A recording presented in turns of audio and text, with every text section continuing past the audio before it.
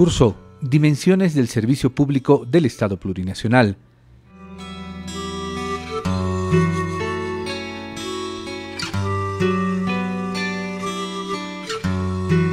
Teledocente Giovanni Samanamut Ávila, licenciado en Sociología de la Universidad Mayor de San Andrés, maestría en Metodología de la Investigación Universidad PIEV, doctorado en Epistemología, Universidad Gabriel René Moreno, Enalce SRL y Círculo Epistemológico, maestría en Filosofía y Ciencia Política CIDES UMSA La Paz, diplomado en Organización y Administración del Aula en Educación Superior, expositor Jornadas Antropológicas, Recuperando Nuestra Memoria, Universidad Técnica de Oruro, expositor Conferencias sobre el Sumacamaña UPA. Objetivo: reflexionar sobre las nuevas dimensiones del servicio público en el Estado plurinacional, puntualizando las diferencias con el Estado-nación moderno.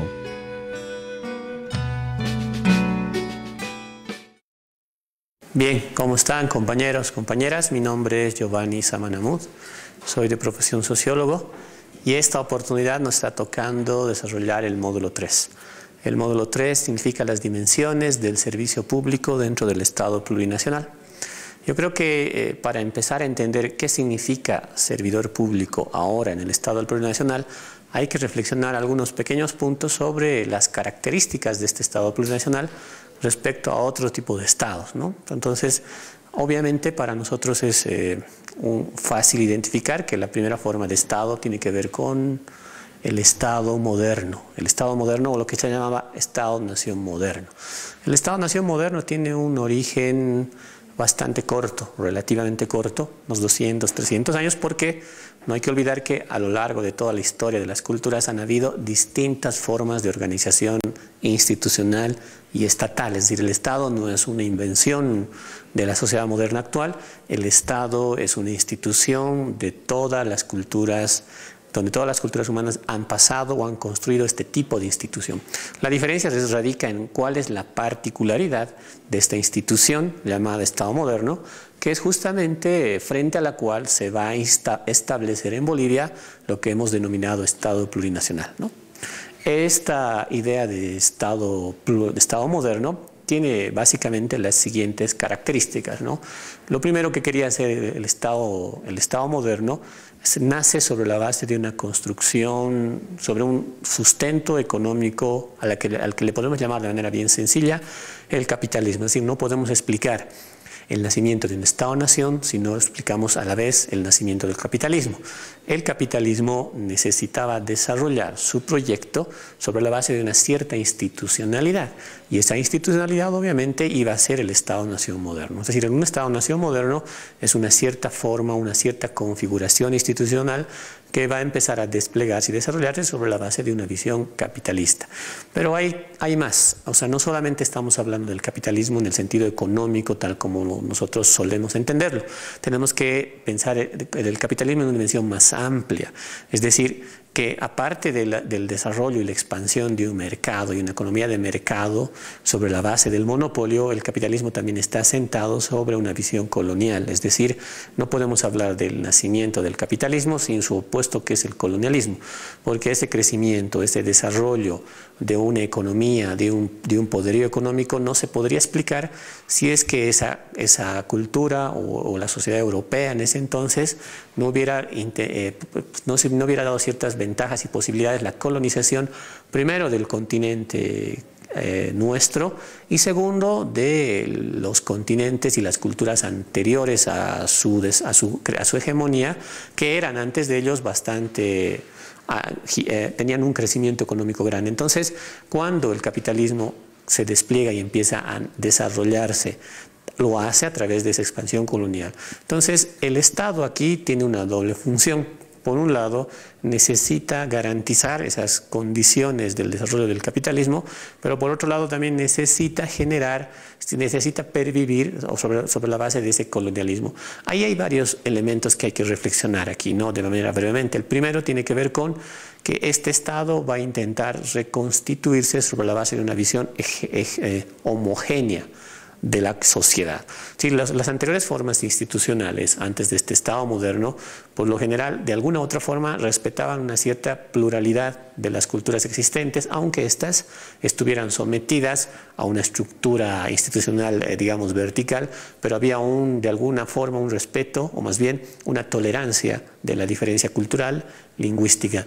El Estado-nación moderno lo que va a hacer es justamente intentar borrar estas diferencias de lengua, estas diferencias de cultura, y lo que va a intentar hacer es homogeneizar, porque evidentemente estamos hablando de un Estado articulado a un proyecto capitalista donde se necesitaba mayor eficiencia en el proceso de conquista de mercados, no solamente de la colonización hacia afuera, es decir, tratar de desarrollar una economía de guerra, una economía capitalista para poder expandirse, sino internamente poder mantener un proyecto, una estructura, una visión fundamentalmente clara sobre lo que debería ser la administración de su territorio. Y aquí no es casualidad entonces que en las primeras etapas en las que se formó este Estado-nación, ahí los modelos que se utilizaron, por ejemplo, para la concepción del funcionario público, eran los modelos de los soldados, es decir, los soldados prusianos, que eran el ejército de Europa, o conocido por ese entonces, mucho más eficiente, mucho más disciplinado, ha sido el modelo que se utilizó para estructurar funcionarios públicos, ¿no? Los funcionarios públicos tendrían que tener más o menos la misma jerarquía que la jerarquía de los soldados prusianos, la misma estructura de mando, y por lo tanto ese era el objetivo, que sean eficientes para el manejo de la administración pública dentro del contexto del Estado. Entonces ahí nosotros tenemos entonces ya otra figura importante, ¿no? Esta idea de que, como hemos visto que el capitalismo se desarrolla sobre la base de una economía colonial, es decir, de guerra, era necesario que los funcionarios públicos también tuvieran esa misma lógica. Por eso no es casualidad esta relación, ¿no?, entre la imagen de los soldados prusianos introducidos al espacio de la institución pública. Entonces ahí empiezan a aparecer ya las primeras definiciones, es decir, la idea de la planificación, la idea del control de la natalidad, la idea de administrar el territorio, la idea de uniformizar el territorio en función de una lengua, de una cultura, el papel que va a jugar la escuela en la construcción del sentido de unidad nacional, son fundamentales para esta idea de Estado-nación. Entonces, si por algo podemos identificar al Estado-nación es por esta idea de la homogeneización, por lo menos en un principio hasta el siglo XX, ¿no? En el siglo XX nosotros podemos decir que ha habido un quiebre, y esto es necesario entenderlo, en esta concepción de Estado-nación.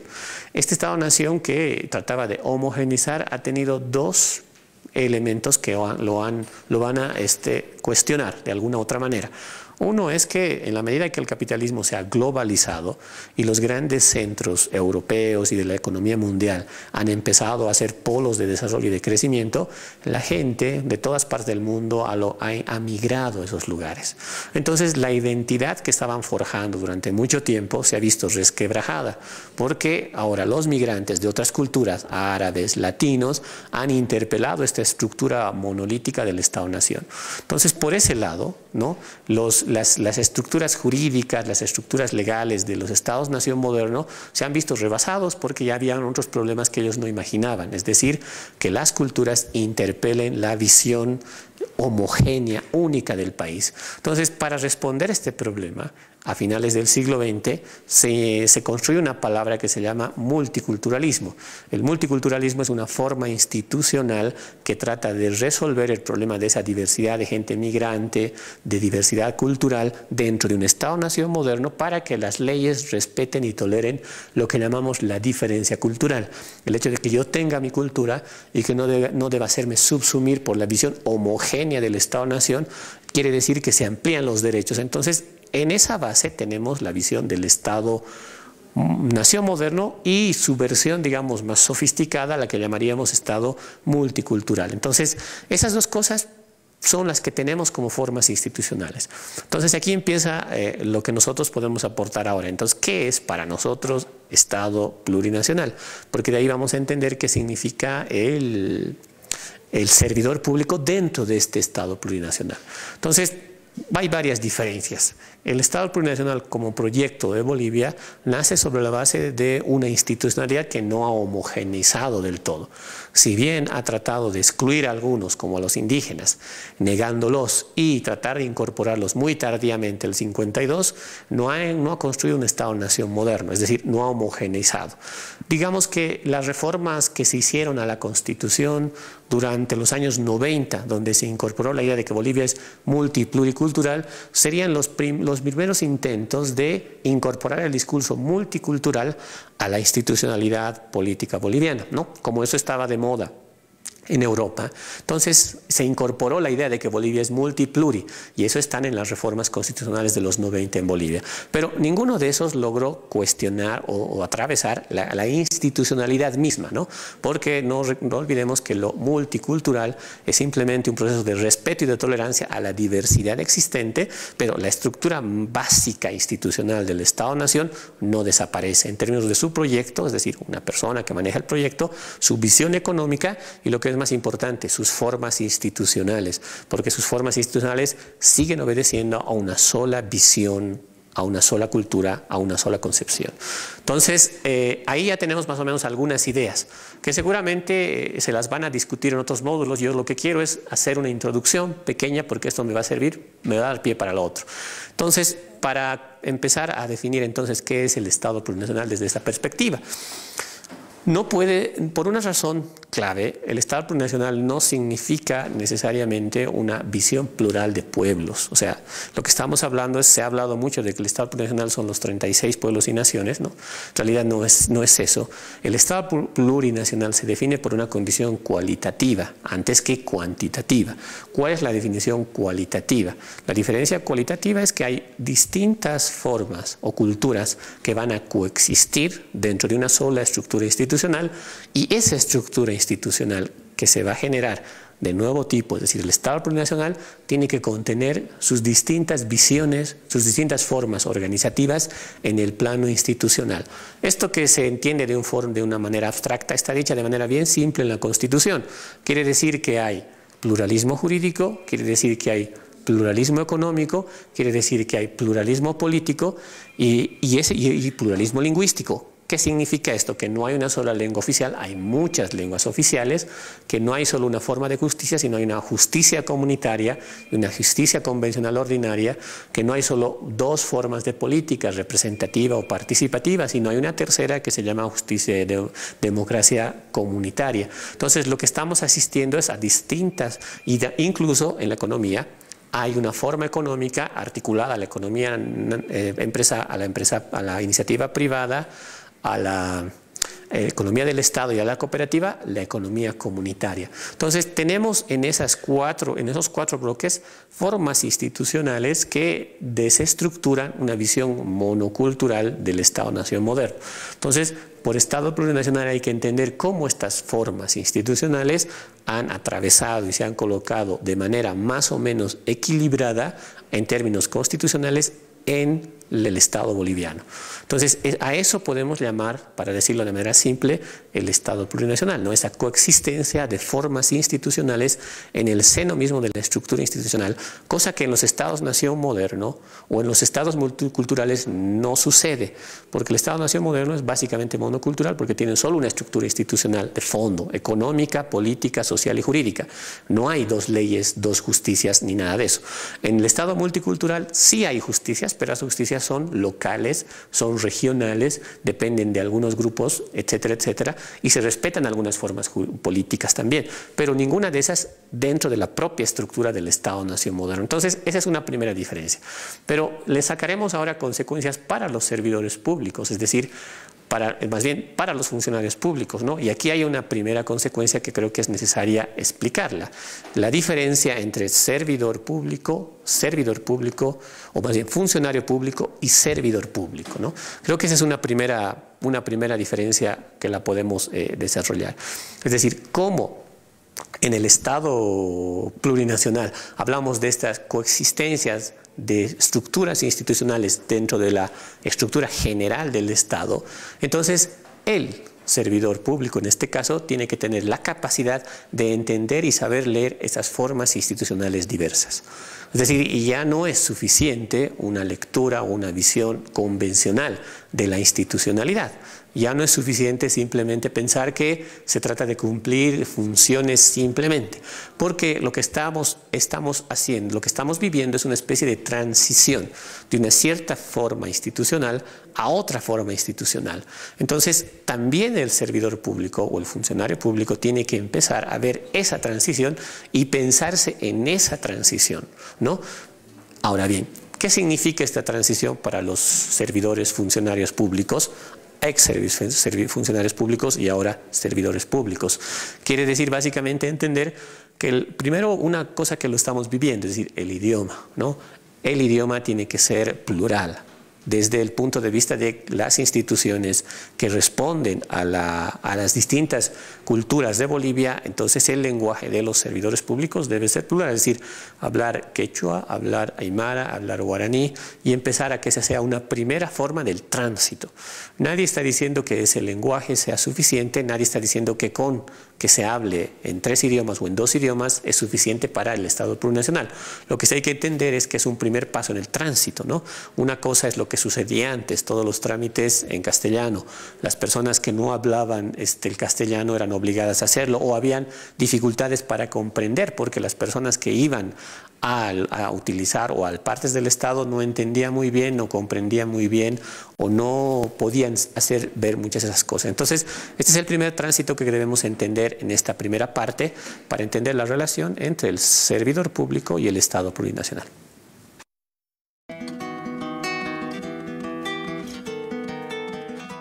El Estado es una institucionalidad presente en todas las culturas. Las características de los estados son distintas de acuerdo al desarrollo que han tenido. El Estado-nación moderno nace bajo el sustento económico del capitalismo, pero el capitalismo no se debe entender desde ese punto de vista económico, sino como parte del colonialismo cultural que se desarrolla con una visión homogénea del Estado.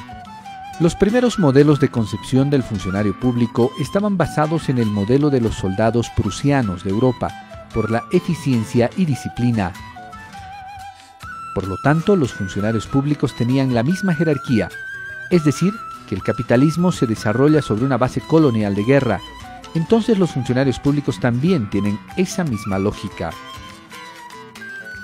Los primeros intentos de incorporar los términos de multiculturalidad y pluriculturalidad nacen de los intentos de resolver los problemas de la gente migrante en los grandes aglomerados urbanos. El Estado plurinacional de Bolivia nace sobre la base de un Estado que no se ha homogeneizado del todo, es decir, no ha consolidado un Estado-nación moderno, sino más bien excluyendo a distintos grupos, entre ellos los indígenas.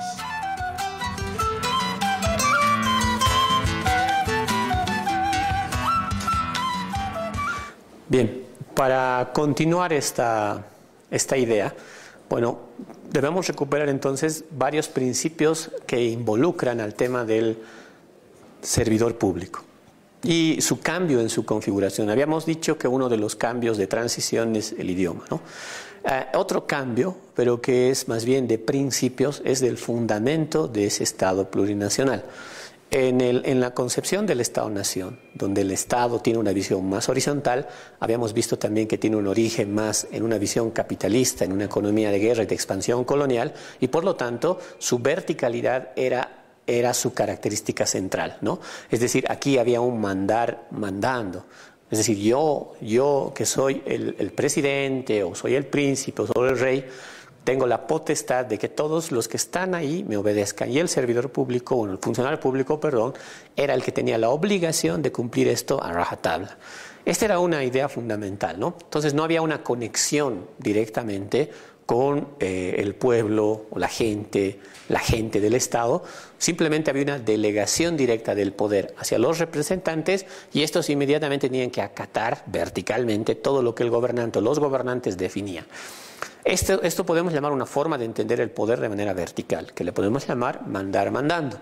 Pero, como sabemos ahora, la visión del Estado plurinacional involucra otra concepción de política, que el presidente Evo Morales le ha llamado mandar obedeciendo, que viene de las tradiciones de los pueblos indígenas anteriormente y que viene de otras formas de organización del poder.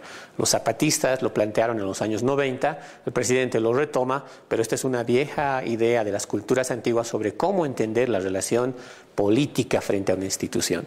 ¿Qué entendemos entonces por mandar obedeciendo? Y cómo este mandar obedeciendo se traduce en políticas para el servidor público. Porque una cosa es hacer que el político, que es el que va a ser el que va a ejercer los cargos políticos de decisión, directores, viceministros, presidente, tengan el contacto directo con las organizaciones, con el pueblo, y ellos puedan recoger directamente las demandas, las propuestas. Este es un nivel del mandar obedeciendo, el nivel político, diríamos así. Político porque los gobernantes tienen la obligación de escuchar, y ese escuchar es lo que se pone en el gobierno, no es simplemente mandar, no es ejercer un mandato, sino es escuchar. Entonces los políticos tienen esa ventaja, los cargos políticos de la administración pública, porque ellos pueden tener capacidad de oír. Pero ¿qué hay del funcionario o del servidor público? Este servidor público que no tiene esa misma condición que el político, porque el servidor público está en sus manos la decisión, no tanto la escucha, sino la decisión. ¿Qué se hace en cierta política pública? Para organizar, por ejemplo, un proyecto, para, por ejemplo, lograr que la gente, o para canalizar cierto tipo de demandas. El funcionario público o el servidor público tiene la obligación de tomar decisiones de cómo se debe hacer. Entonces, ¿cuál es la idea del mandar obedeciendo en este caso para ese funcionario o servidor público? Primero, hay mecanismos que hay que empezar a implementar y que están en la Constitución. Uno de esos tiene que ver con el control social. Cuando nosotros hablamos de Estado plurinacional, nosotros estamos diciendo que el Estado plurinacional tiene que someter parte de su planificación, organización institucional a lo que la gente, las personas hacen o quieren decidir.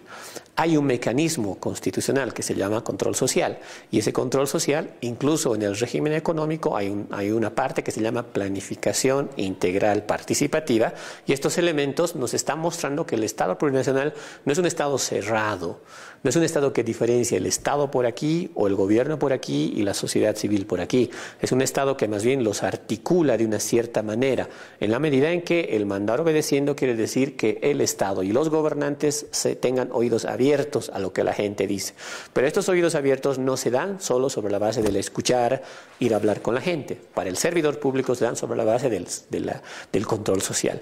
Y si bien es cierto, se está discutiendo, se está empezando a generar las políticas públicas en esa dirección, creo que es necesario empezar ya a tener ciertas prácticas de control social, es decir, ciertas prácticas de escucha a la gente, a las organizaciones, a las naciones o pueblos indígenas o cualquier agrupación o ciudadano que decida sobre una política pública en general.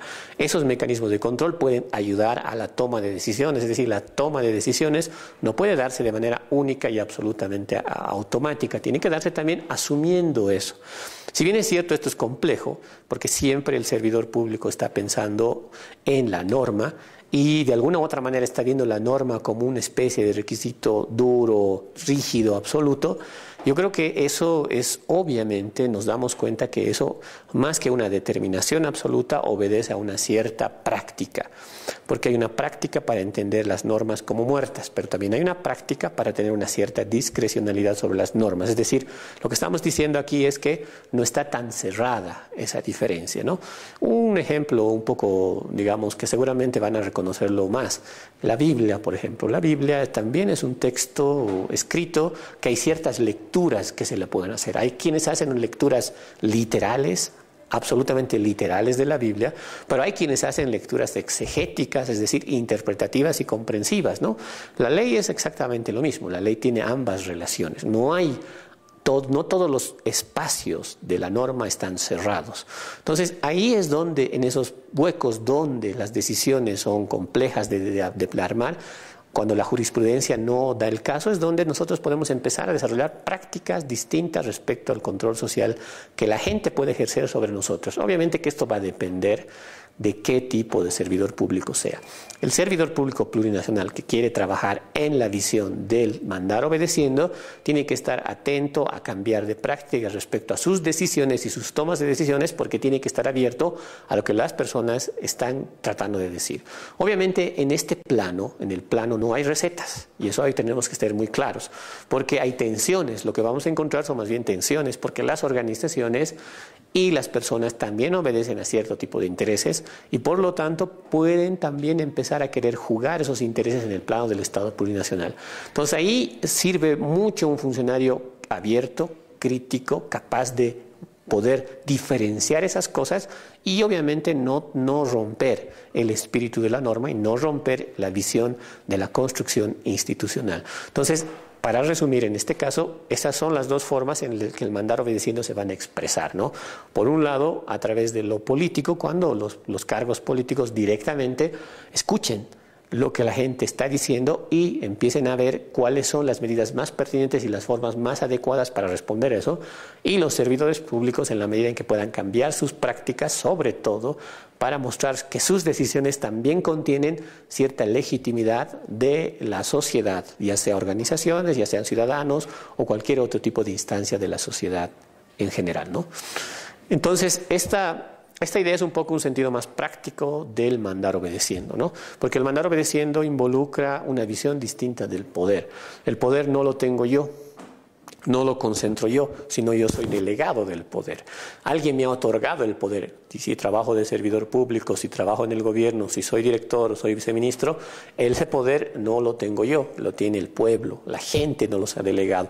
Por lo tanto, el mandar obedeciendo quiere decir escuchar a esa gente que es la que tiene el poder. No somos nosotros estamos en una circunstancia particular donde obviamente decidimos, hay leyes, hay formas, no es arbitraria, pero esa decisión que tomamos nosotros a diario tiene que estar conectada, repito, con esta idea del control social que es fundamental. Entonces, entendamos de esta manera, ¿no? Esta visión del poder, del mandar obedeciendo es fundamental y vital para cambiar esas prácticas dentro de la gestión pública. Entonces, ese servidor público que está empezando a abrirse a estas prácticas, podemos decir que está dejando de ser simplemente un funcionario público, porque quien está abierto a estas prácticas de control social, a escuchar cómo la gente quiere construir su demanda o lo que quiere, estamos hablando de otro tipo de prácticas un poco diferentes a las anteriores, ¿no? No solo estrictamente burocráticas, aunque las normas, los papeles, todo eso va a seguir, sino cómo podemos nosotros abrirnos a eso, que eso es un elemento fundamental, porque esta estructura institucional involucra mayor participación. Esta estructura del Estado plurinacional indica mayor incorporación de las organizaciones en sus decisiones o de la gente en sus decisiones. Entonces, esa institucionalidad nueva es la que tiene que dar cabida. Entonces, también es otro elemento de la transición dentro del Estado plurinacional, ¿no? Otra de las cosas que es importante también entender en esta nueva concepción del Estado plurinacional es que lo que decíamos, ¿no? Ciertas formas de organización comunitaria van a ser y van a empezar a formar parte de la estructura institucional. En la Constitución hay la idea de que el Estado debe ser también un Estado, aparte de ser social, de derecho, también debe ser un Estado comunitario. Y esta idea del Estado comunitario involucra también a los servidores públicos, ¿no? Los servidores públicos tienen que estar atentos a estas formas distintas de organización institucional. Entonces, ¿qué hemos visto nosotros que hay que cuestionar? En este plano, nosotros hablaríamos más bien de posibilidades, no de cosas que estén todavía bien definidas.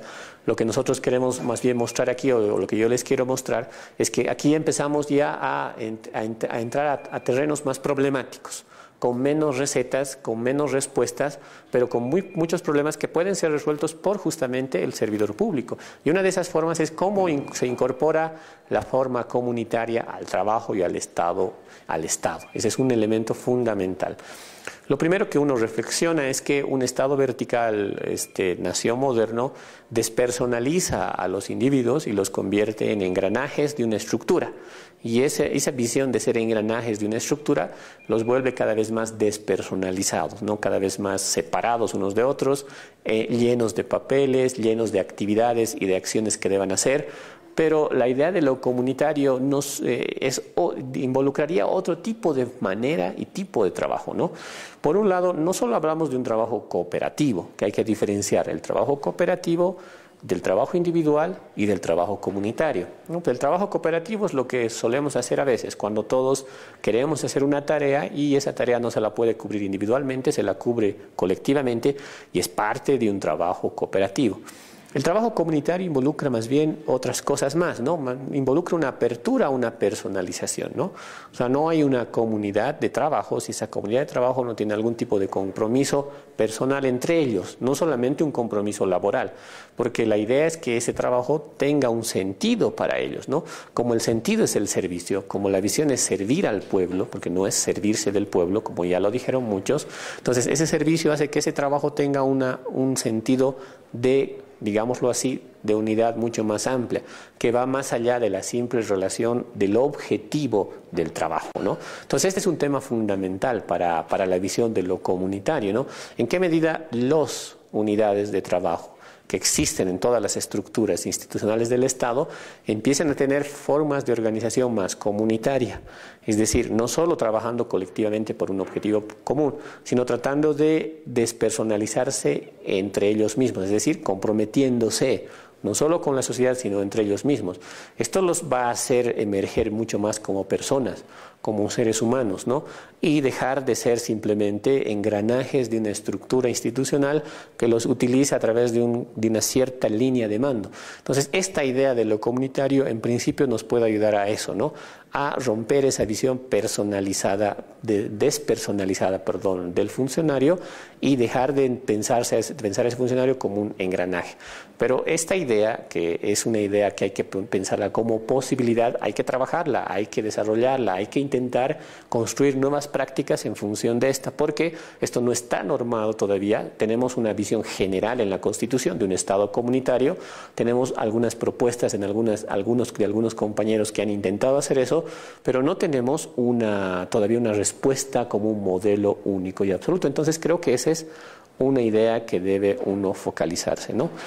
Ahora bien, aquí también habría que hacer un paréntesis interesante para entender esta última idea que decía yo, es decir, que no estamos entrando a un plano estrictamente de un modelo o una propuesta para que el trabajo comunitario se dé inmediatamente, sino aquí tenemos que entender también el papel que va a tener ese servidor público para las políticas públicas.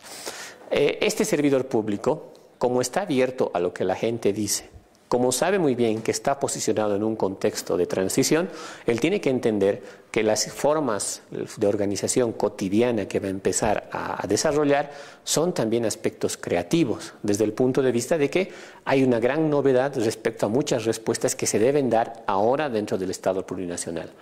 Una de esas novedades más o menos es esta idea de Estado comunitario, es decir, cómo construimos una comunidad de trabajo y no solo una unidad o una visión simplemente despersonalizada del trabajo. Ese es un reto que involucra mayor creatividad. Yo creo que eso también nos devuelve a los funcionarios y a los servidores públicos en su condición de más seres humanos, es decir, hombres y mujeres que no se dejan llevar simplemente o atosigar por una estructura burocrática que los aprisiona durante más de 8 horas.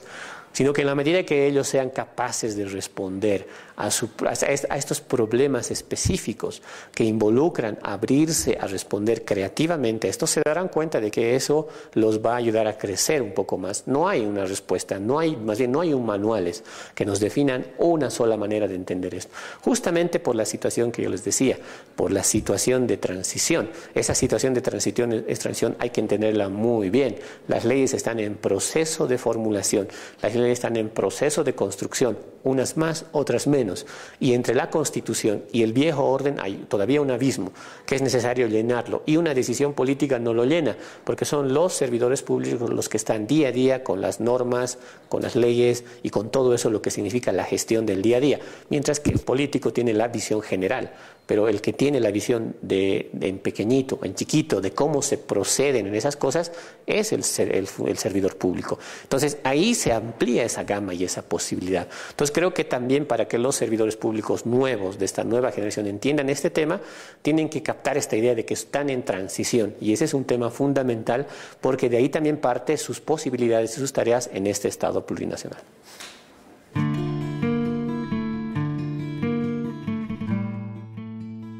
El funcionario público del Estado-Nación moderno, a partir de las instrucciones de la autoridad, tenía la obligación de hacer cumplir la normativa, lo que se denomina mandar mandando. El mandar obedeciendo al pueblo, en cambio, implica los niveles político, donde las autoridades escuchan las demandas de la gente para traducirlas en políticas públicas y de aplicación creativa, desde el servicio público del control social. Es importante también incorporar en el servicio público una comunidad de trabajo, dejando atrás las prácticas individualistas de la función pública.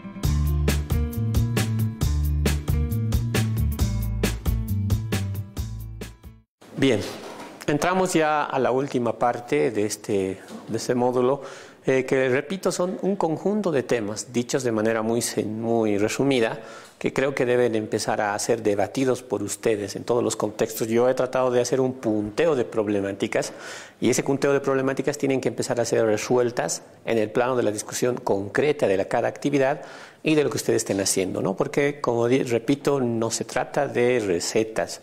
Si hablamos nosotros de un proceso de descolonización, la descolonización no puede tener recetas, no hay recetas para la descolonización, porque justamente la descolonización involucra el proceso de convertirse en una persona capaz de decidir por sí mismo. Si tuviéramos un modelo para que todos lo apliquen, pues eso significaría que ustedes tendrían que hacer lo que alguien está diseñando para ustedes, y sería automáticamente una contradicción con la idea de la descolonización. En ese sentido, son problemáticas que hay que discutirlas. Una de las problemáticas también que hace a lo que decíamos anteriormente es la relación entre política y técnica, que me parece que es también fundamental, porque es un debate que se da al interior de los servidores públicos. ¿Hasta qué punto un acto es político? ¿Hasta qué punto un acto es técnico simplemente? ¿Todos los actos deberían ser resueltos técnicamente? ¿No debería haber una inmiscuencia política? Yo creo que ahí hay que discutir muy bien, y primero hay que entender por qué se tiene que revalorizar la palabra político. Desde hace mucho tiempo se ha negado la palabra político, y por eso la mayoría de las personas, incluyendo a los servidores públicos, se niegan a decir hacemos política o somos políticos. Se reducen a ser técnicos. Es decir, esto es bien interesante, ¿no? Quien dice que yo solo hago una labor técnica se está reduciendo a un instrumento. O sea, entre él y un martillo no habría mucha diferencia, porque se está pensando como un instrumento. A veces no nos percatamos eso, pero cuando decimos este acto es político, no hay que hacer, yo soy solo técnico, nos estamos pensando como objetos, nos estamos pensando como herramientas. ¿Dónde llega esto? Justamente a la diferencia que yo quiero hacer entre técnica y tecnocracia, que es fundamental, porque lo que los exfuncionarios públicos no eran técnicos, eran tecnócratas, y hay que diferenciar. El tecnócrata es alguien que simplemente se piensa como una persona instrumental, que solamente ve las cosas fragmentariamente, que no le interesa lo demás, le interesa su objetivo, lo que le han dicho para que trabaje, para qué lo han metido, cumple con eso y le interesa lo demás, y utiliza herramientas técnicas lo más eficientemente posible para cumplir en el más corto plazo eficientemente su trabajo. Ese es un tecnócrata, que no es simplemente alguien neutral, por si acaso, sino es una forma de ver la gestión pública introducida por el neoliberalismo. A veces nosotros no nos percatamos, pero esa visión tecnocrática ha sido una visión introducida por el modelo neoliberal. El modelo neoliberal no solo ha introducido lógicas económicas en la sociedad, ojo, sino ha introducido formas de administración de lo público sobre todo, y nos ha creado a todo el ejército que iba a administrar lo público en el modelo neoliberal, y esos son los tecnócratas. La política no está opuesta a la política de la descolonización del Estado plurinacional, no está opuesto a la técnica, pero sí está opuesto a la tecnocracia, porque la tecnocracia es una especie de forma de administrar lo público desde la óptica neoliberal. Entonces, esta distinción es fundamental, distinguir la técnica de la tecnocracia. Entonces, nosotros tenemos que saber que la política, desde ese punto de vista, no es negativa, justamente porque como los soldados del neoliberalismo eran tecnócratas, lo que les convenía a ellos era negar lo político. porque obviamente se asumían como más como soldados, porque negaban lo político, porque negaban la posibilidad de cambiar o de entender la realidad o discutirla o direccionalizarla, que es lo más importante de la política. La política no es ideología, simplemente, no es tener una posición ideológica y oponerla al otro, sino es ser consciente de que de uno depende la dirección de la realidad o de cierto proceso. Eso es político en sentido estricto, ¿no? Uno hace política en la medida en que se da cuenta a dónde quiere que su sociedad vaya. En la medida en que uno se da cuenta que es un sujeto, una persona, hombre o mujer, del cual depende también que las cosas vayan por un lado o por otro lado. Al tecnócrata no le interesaba eso, porque el proyecto venía desde afuera. El proyecto era neoliberal y por lo tanto no interesa ahí a dónde va. Lo que interesaba era cumplir el objetivo. Ellos me han dicho que haga este objetivo y yo cumplo mi objetivo. Cumplo ese objetivo, me voy. Ese es un tecnócrata, porque el que define el proyecto está ahí arriba, era el proyecto neoliberal. En cambio, aquí los servidores públicos no deberían ser tecnócratas. Es decir, no deberían entender que la relación política más bien es positiva. ¿Qué quiere decir positiva? Quiere decir que de sus acciones, de sus decisiones, de sus actos, depende la dirección de un proceso político, o más bien de la realidad, independientemente de la concepción ideológica que tengan. Esto hay que diferenciarlo claramente.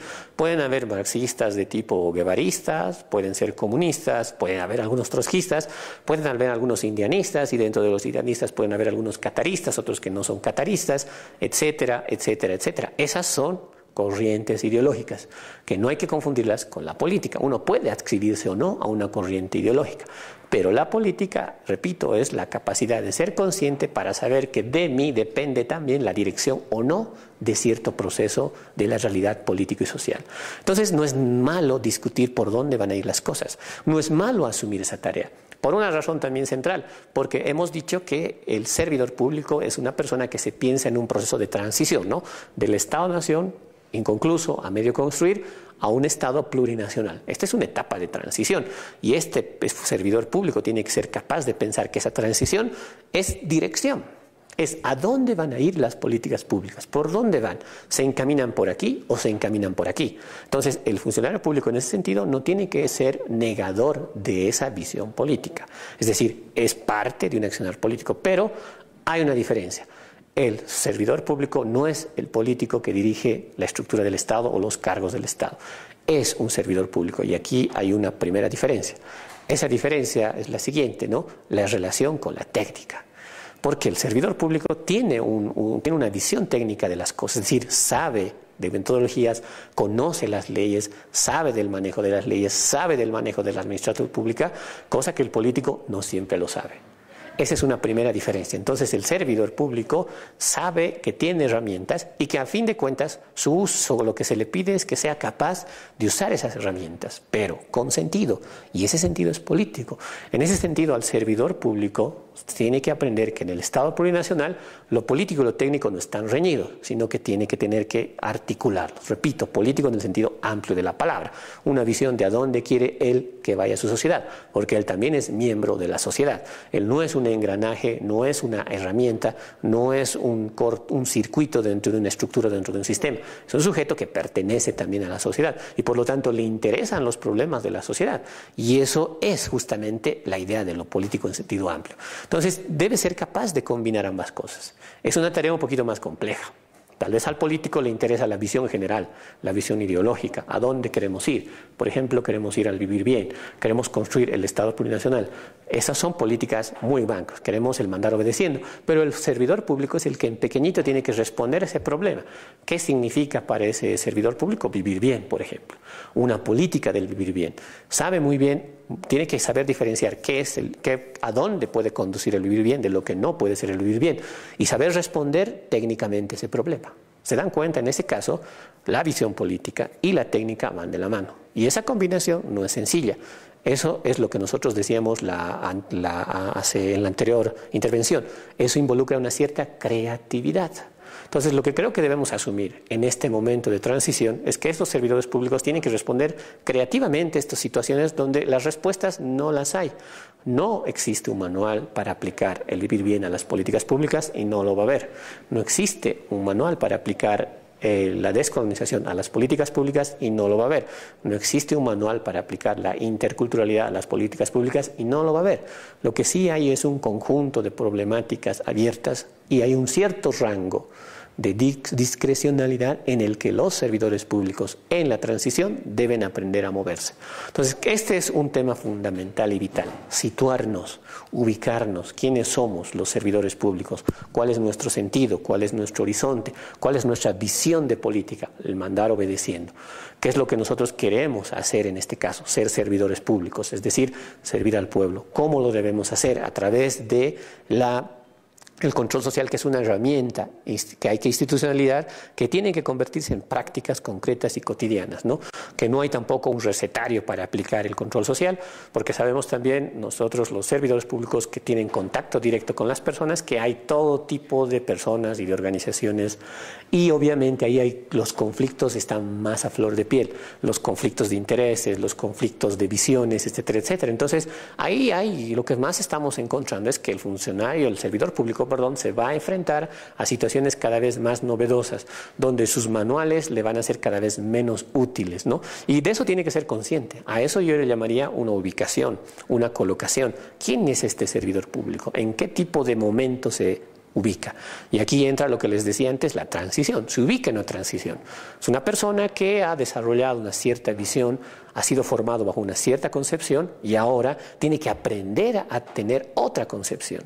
Esto le llamaríamos como un último punto el proceso de la descolonización del servidor público mismo. O sea, el servidor público tiene que ser consciente también de que debe empezar unas prácticas de descolonización sobre él mismo, ¿no? Porque la descolonización en este sentido involucra un cambio, una transformación de ciertas prácticas, ¿no? En sus hábitos de conducta, en su relación con los otros, en su manera de ver el Estado, en su manera de ver la gestión pública, en su manera de utilizar sus instrumentos, sus herramientas, en la manera de utilizar la norma. En eso tiene que cambiar. Ahí está el tema de la descolonización. Y obviamente esa descolonización la viven los servidores públicos concretamente todos los días. A cada rato y a cada momento uno tiene que ser consciente que se está jugando eso. No es tan fácil decir que se resuelve sobre la base de una norma.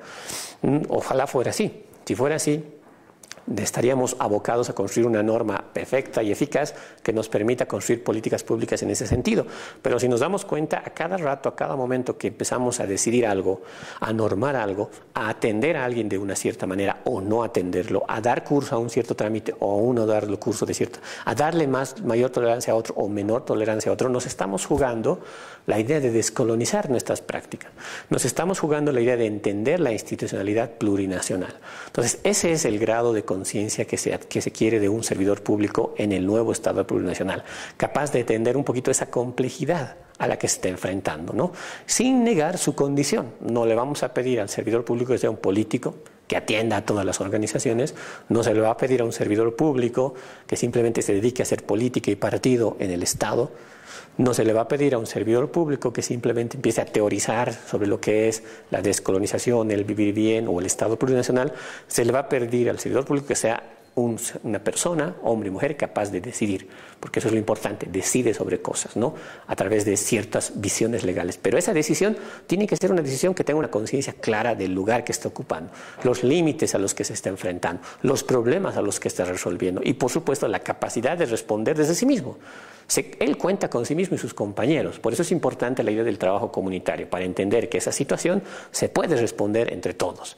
Y ahí entramos a varios problemas que yo más o menos he intentado graficar, que, como repito, no he querido cerrar, sino los he querido simplemente problematizar, y que cada uno de ustedes van a empezar a problematizar interna o externamente. Verán los límites o no de las técnicas, la visión de la tecnocracia, la visión de cuál es el papel de la política, la autonomía del propio, hasta qué punto es autónomo o no un servidor público, cuál es su margen de acción, en qué medida ese margen de acción puede tener una dirección en un proceso de transición, etcétera, etcétera. Yo espero haber reflejado un conjunto de problemáticas, porque no estamos hablando de un contenido absoluto sobre lo que debe o no debe hacer un servidor público, sino problemáticas, porque la transición en un momento de transición hay más preguntas que respuestas, y eso es lo de bueno, porque cada uno es capaz de encontrar sus propias preguntas y darle sus propias respuestas. Muchas gracias.